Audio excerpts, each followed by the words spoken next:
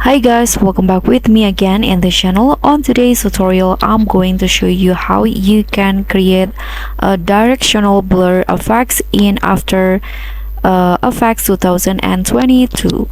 So in here, what you need to do is add the clips, and to start adding the directional blur, you can just search for the blur effects in here. Just click on the search bar at the top and find or type in blur and scroll down. Okay, so this is the directional blur. You can just drag it into the clip. Now adjust the blur range into 150. Click on enter, and to remove the black bars, you need to add the motion title. So click on the search bar again and find motion.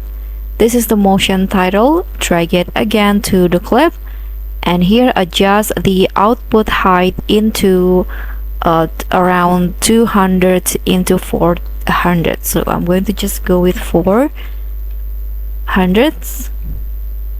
Click on enter, and you are basically done. So that's how you can create a directional blur effects on After Effects. Thank you so much for watching. So click on